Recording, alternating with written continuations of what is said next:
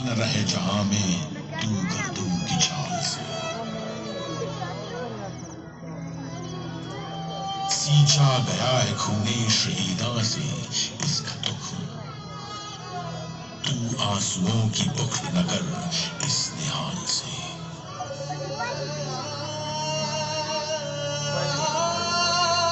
उस बैसाखी के दिन जो लोग इस बाग में शहीद हुए थे वे न सिख थे न हिंदू थे न मुसलमान।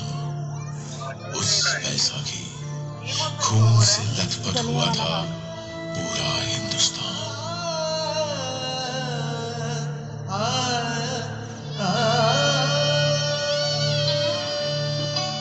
वो अमृतसर में 13 अप्रैल 1919 इतवार की एक सुबह थी। पंजाब की धरती पर आने वाले सबसे खूबसूरत दिन की सुबह। क्या हो रहा है? जलिया वाला बाग में प्रोग्राम जब सारा पंजाब बैसाखी की खुशियां मना रहा था। न जाने कितने लोग हरमिंदर साहब के दर्शन पर और खालसा का स्थापना का दिवस मनाने आए हुए थे। अमृतसर के गली बाजारों में चहल पहल थी। ठीक उसी दिन कांग्रेस के नेताओं ने जलियांवाला बाग में शाम 4:30 बजे एक सभा करने का निर्णय लिया था। उनका इरादा डॉक्टर सत्यपाल और डॉक्टर किचलू की रिहाई और काले कानून की वापसी की मांग करने का था। बैसाखी की खुशियों के बीच जैसे जैसे दिन आगे बढ़ा, एक छोटा सा बच्चा दिन का कनस्तर बजाते हुए शहर के कुछ इलाकों में लोगों को यह संदेश देते हुए निकला।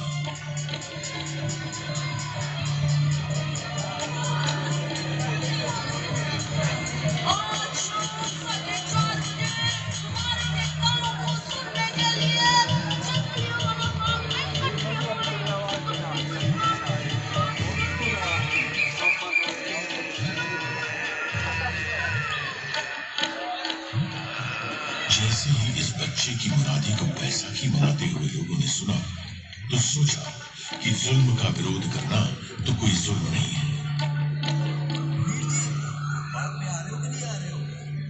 हाँ सुना है, सभा है कोई। आप चलो, हम मत्था टेक के आए बस। हाँ सुना तो मैंने भी वही। शाम को बाग में पता चल ही जाएगा। वैसे परजाई जी आप आ रहे हो ना?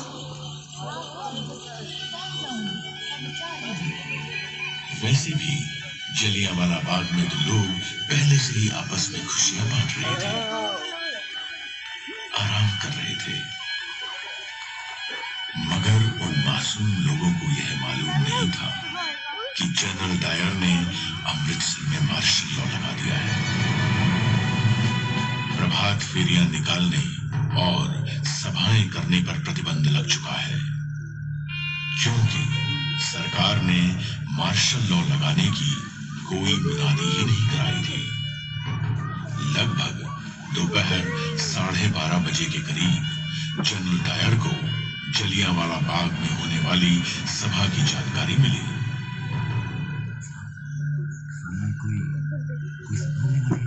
केदार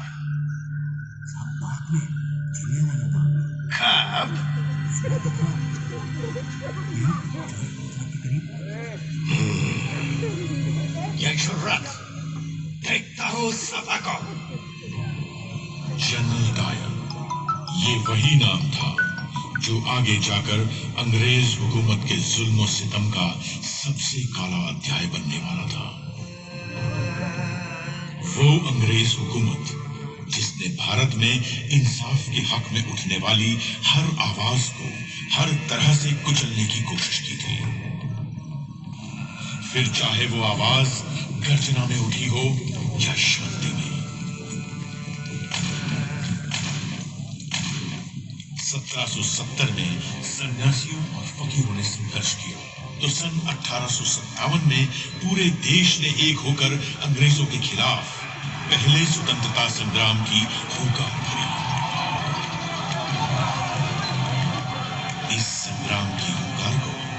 अंग्रेजों ने दबा जरूर दिया था, लेकिन हुंकार जब तक जिंदा हो वो मुंह पर रखी गई हथेली में से भी रिकॉर्ड कर रहे हैं। निकलती रहती है।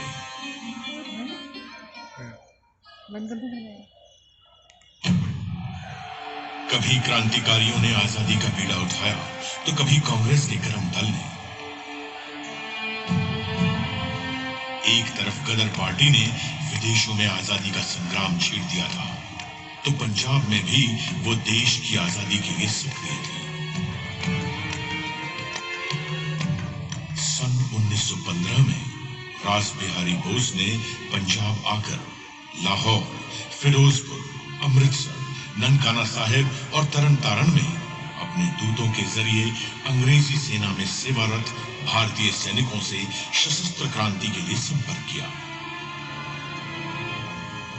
मगर किसी तरह यह योजना अंग्रेजों को पता लग गई और कई क्रांतिकारी गिरफ्तार किए गए। 16 नवंबर 1915 के दिन 19 वर्ष के बालक करतार सिंह सराभा को अंग्रेजों ने लाहौर की जेल में फांसी के फंदे पर लटका दिया।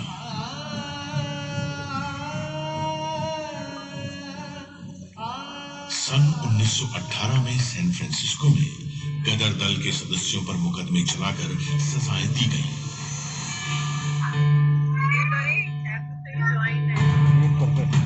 यह पहले विश्व युद्ध का समय था और अंग्रेजों ने अपने हित से इस युद्ध में भारत को भी छोड़ दिया था। इस युद्ध में अंग्रेजों ने भारत की संपदा, युद्ध सामग्री और सैनिकों का जमकर इस्तेमाल किया और बदले में भारत को क्या मिला? एक काला कानून, रोलेट एक्ट। आम हिंदुस्तानी की जबान में इस एक्ट को न वकील, न दलील, न अपील के नाम से जाना जाता था। इस एक्ट के पास होने के बाद पुलिस चाहे जिसकी तलाशी ले सकती थी, बिना कारण किसी को भी 2 साल की सजा दी जा सकती थी। इसके इस्तेमाल से भारतीय अखबारों की कलम तोड़ दी गई। फिर भारत ने इस काले कानून का जवाब दिया सत्याग्रह से। देश भर में इसके विरोध में सभाएं और आंदोलन होने लगे। फिर 30 मार्च 1919 के दिन दिल्ली में 60 निहत्थे लोगों को सरकारी गोलियों से भून दिया गया।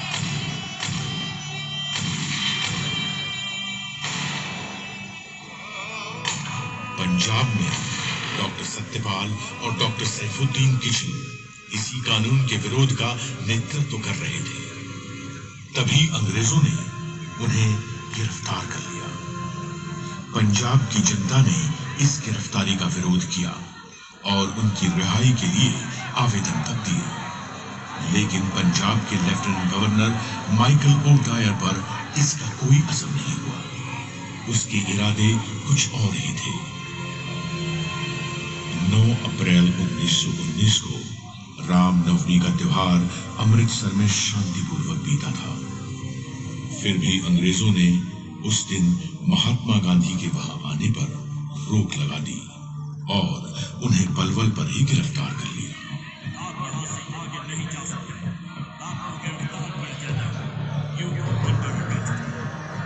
इसके विरोध में पंजाब में कई जगहों पर सभाएं हुई, लेकिन लोगों को यह नहीं मालूम था कि उनके इस अहिंसात्मक प्रतिरोध का जवाब अंग्रेज किस बर्बरता से देंगे।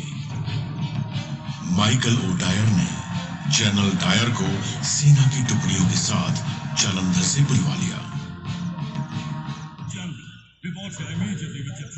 तुम्हारी यहाँ जरूरत है। इन हिंदुस्तानियों को काबू में लाना पड़ेगा। Yes, sir. I am coming.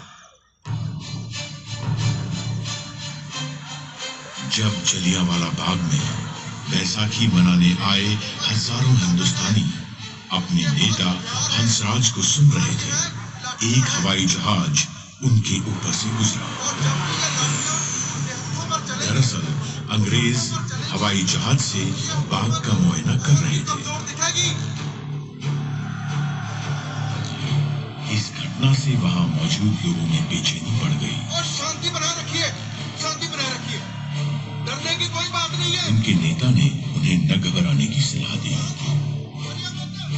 तभी कुछ ही देर में दूर से उस संकरी गली से कुछ आवाजें आनी शुरू हुई। कुछ बख्तरबंद गाड़ियां गली के बाहर आ रुकी थी। जनरल डायर अपने 90 सैनिकों के साथ बाग में आ चुका था। अगर हमने हाथ उठाया या हिंसा की तो हम उनसे अलग कैसे हुए? लोगों में कुछ हलचल सी हुई, मगर हंसराज ने उन्हें डरने से मना किया। डरने की कोई बात नहीं है, हम शांति से बात करेंगे। शांति से बात करते हुए लोगों से कैसे खतरा हो सकता था? लोग कुछ सोचते, उससे पहले जनरल डायर ने अपने सिपाहियों को पोजीशन लेने का हुक्म दिया। लोगों में खौफ बढ़ता जा रहा था। औरतें अपने बच्चों को देख के दहशत में कांपती जा रही थी। आदमी अपने परिवारों को अपनी बाहों में समेटे चीखों के समुद्र में डूबे जा रहे थे। और बच्चों को तो मालूम भी नहीं था कि उनके मासूम से खिलखिलाते चेहरे कुछ देर बाद एक गहरी और ठंडी खामोशी में गुम हो जाने वाले थे। न कोई चेतावनी, न बाग खाली करने की घोषणा, न सभा बंद करने का हुक्म। सीधे एक हुक्म जारी हुआ।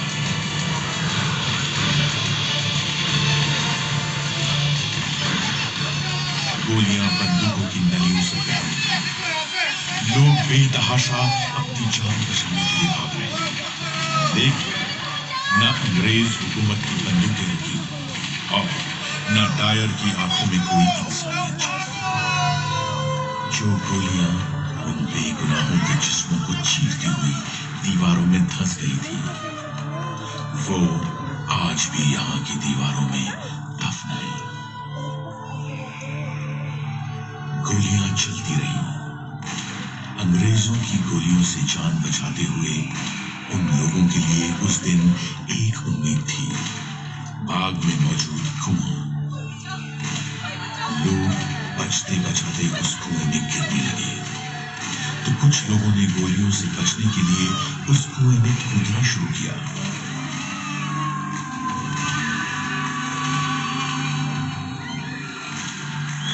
एक के बाद एक लोग उस कुएं में गिरते चले गए। धीरे धीरे करके वो कुआं जिंदा और मुर्दा लोगों से भरता चला गया। कुआं इंसान की प्यास बुझाता है, लेकिन उस दिन इस कुएं ने शैतान की प्यास बुझाई थी।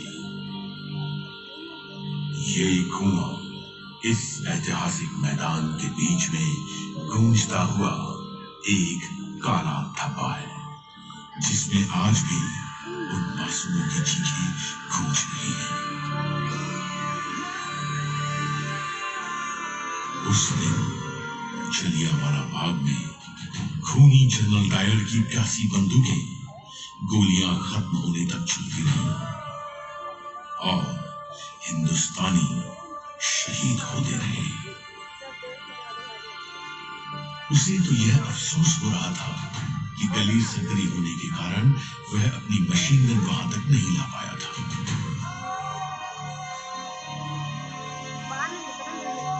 जलियांवाला बाग के इस नरसंहार में उस दिन डायर ने अपने 90 सैनिकों के साथ 10 मिनट में 1650 गोलियां दागी थी, जिससे 1000 से ऊपर भारतीय शहीद हुए और 1500 से अधिक घायल।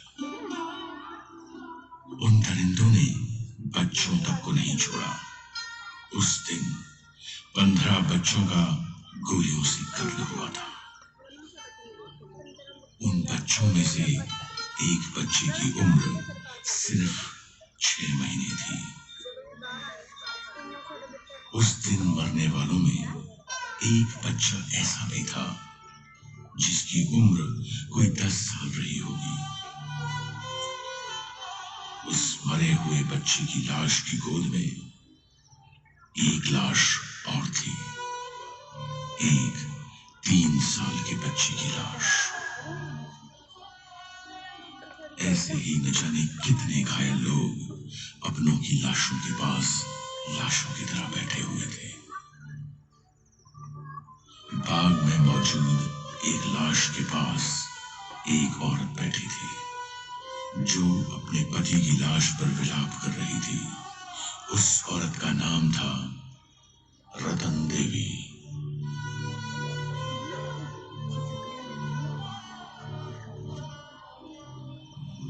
कुत्तों को भगाने के लिए मैंने एक छड़ी खोज ली।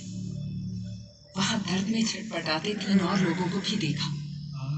साथ ही करीब 12 साल के एक बच्चे को देखा जिसने कराहते हुए विनती की कि मैं वहां से ना जाऊं। मैंने पूछा कि क्या मैं उसे कुछ उड़ा दूं, लेकिन उसे तो केवल पानी चाहिए था। उस जगह मैं पानी कहां से लाती? अपनी अनुभूतियों को व्यक्त करना मेरे लिए असंभव है। वहां मृतकों के ढेर लगे पड़े थे। उनमें से बहुत से छोटे छोटे मासूम बच्चे भी थे। मैं वो दृश्य कभी नहीं भूल सकती। मृतकों के उस एकाकी जंगल में पूरी रात मैंने अकेले ही बिताई। हर घंटे घड़ी की आवाज सुनाई दे रही थी। सुबह 6 बजे मेरी गली से कुछ लोग चारपाई लाए और मैं अपने पति का शरीर घर ले जा सकी। उस रात मैंने जो अनुभव किया वो केवल मुझे और मेरे भगवान को ही पता है।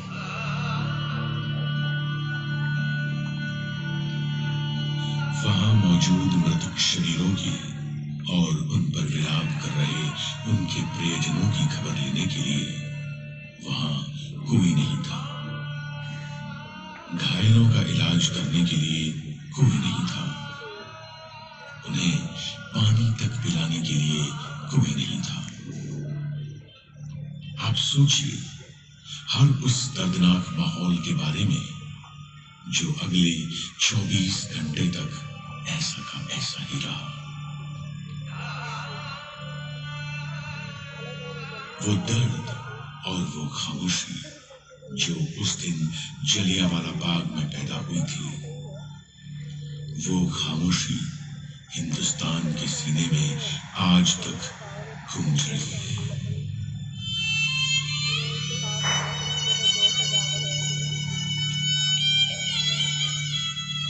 उस वक्त मार्शल लॉ के काले बादलों ने पंजाब को घेर रखा था।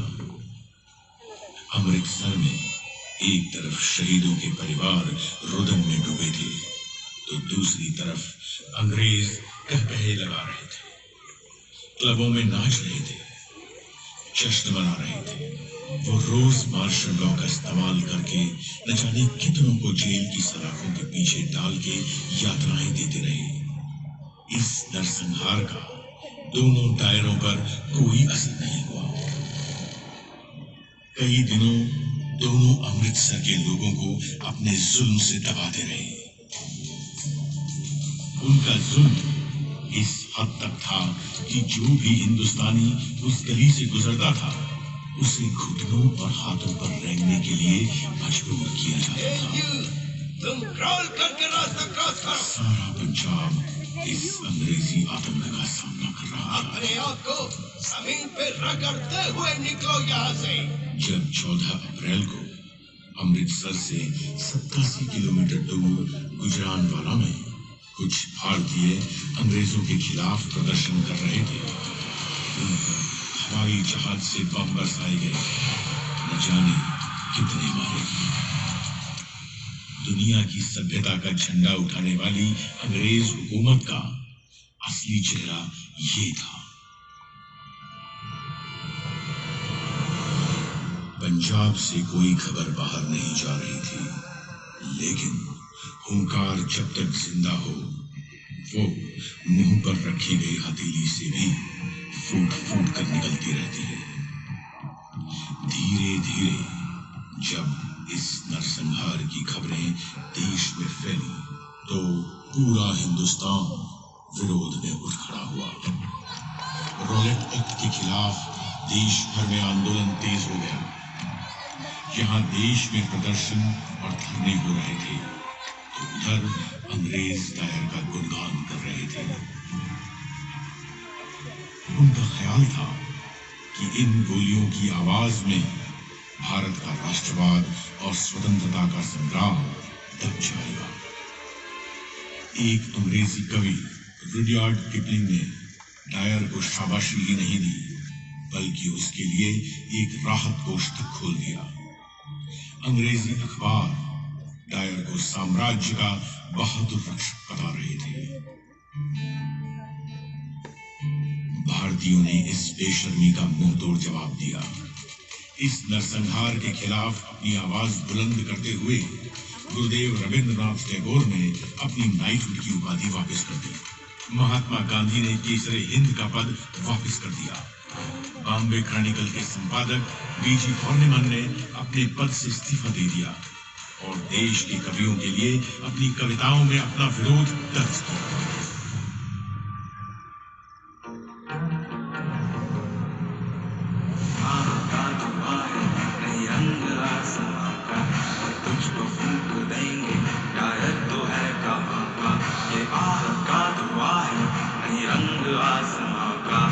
तुझको फूंक देंगे डायर तो है कहाँ का बेवफा है जालिम तो बुरज है जालिम बाकी का नाम रखा चलिया मेरे बाग भाग अपनी अदा पे ना जा तो करके तूने डायर कर पाया विफल वचन को जिक्र क्या है जवां का तुझसा ना हो न कोई।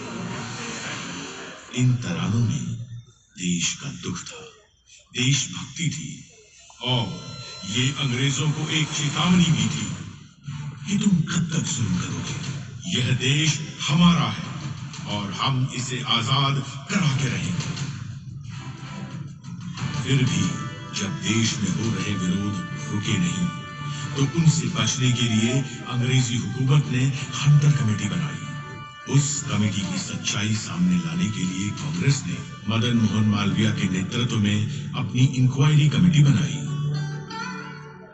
पंजाब के लोगों के साथ अपनी एकजुटता दिखाने के लिए कांग्रेस ने अपना वार्षिक अधिवेशन भी अमृतसर में किया। इस अधिवेशन में अंग्रेजों की नृशंसता की जमकर आलोचना की गई। इस घटना के बाद हिंदुस्तान में राष्ट्रीय आंदोलन की विचारधाराएं और अधिक प्रबल हो गईं। जलियांवाला बाग के इस नरसंहार के बाद वहां हुई क्रूरताओं को जब अपने गांव से जाकर एक बालक ने देखा तो उस बालक में देश प्रेम और आजादी के लिए जो अलख जगा, उसने उस बालक को भगत सिंह बना दिया। 13 अप्रैल 1919 को हुए इस नरसंहार का बदला 21 साल बाद पंजाब के बेटे शहीद आजम सरदार उधम सिंह की बंदूक ने लिया। वो गदर पार्टी की विचारधारा से प्रभावित थे। लंदन के कैस्टन हॉल में 13 मार्च 1940 के दिन चली वो 6 गोलियां माइकल ओटायर के जिस्म में उतरी। वही माइकल ओटायर जिसने जनरल डायर को जलियांवाला बाग में कत्लेआम करने के लिए भेजा था। उसे गोली मारने के बाद उधम सिंह वहां से भागे नहीं। उन्होंने बड़ी शांति के साथ अपनी गिरफ्तारी दी। मैंने अपनी जिंदगी का मकसद पूरा कर लिया और रही बात माइकल ओटायर की तो वो इसी के लायक था। उसे मेरे हाथों मरना ही था। 21 साल से मुझे उसकी चलवाई गोलियों की गूंज ने सोने नहीं दिया है और अब जाकर वो शांत हुई है। अब मेरे जीने या मरने से कोई फर्क नहीं पड़ता और मुझे मौत का कोई खौफ नहीं। मुकदमे के दौरान हिंदू मुस्लिम एकता की मिसाल कायल करते हुए उन्होंने अपना नाम मोहम्मद सिंह आजाद बताया था। मेरे पे कत्ल का इल्जाम है, पता है मुझे अपने किए पर गर्व है, क्योंकि मैंने वो अपने मुल्क की आजादी के लिए किया है। क्या ये अदालत मुझे बतलाएगी कि क्या जलियांवाला बाग में जनरल डायर की मनाई हुई वो भूमि बैसाखी कत्लेआम नहीं थी? अंग्रेजों ने उन्हें लंदन की पेंटनविले जेल में फांसी पर लटकाया था। आज भी ये देश उस शहीद सिख को सलाम करता है। शहीद तेरी मौत ही तेरे वतन की जिंदगी, शहीद तेरी मौत ही तेरे वतन की जिंदगी, तेरे लहू से जाग उठेगी इस चमन की जिंदगी। खिलेंगे फूल उस जगह कि तू जहां शहीद हो, खिलेंगे फूल उस जगह कि तू जहां शहीद हो, शहीद तेरी मौत ही तेरे वतन की जिंदगी। ये जो इतिहास आप सबने सुना, ये इतिहास उस क्रूरता का इतिहास है जिसे हमारे देशवासियों ने झेला था। ये इतिहास है जलियांवाला बाग में हुई उस शहादत का जिसने राष्ट्रवाद की एक नई लहर को जगाया था और अंग्रेजी हुकूमत के खिलाफ लड़ने के लिए हमारे देशवासियों का मनोबल दृढ़ किया था। ये वो इतिहास है जो हमें सिखाता है कि जालिम चाहे कितना भी क्रूर क्यों ना हो, वो एक दिन झुकता जरूर है। ये इतिहास है उन शहीदों का जिनकी शहादत को हमारे देश और हमारे देशवासी कभी भूलेंगे नहीं और उसे कभी बेकार नहीं जाने देंगे। आओ हमारे उन शहीदों को सलाम करें जिन्होंने हमें आजादी दिलाई और सलामी दें हमारे उन जाबाज जवानों को जिन्होंने हमारी स्वतंत्रता की, हमारे प्रजातंत्र की और हमारे अधिकारों की हिफाजत की।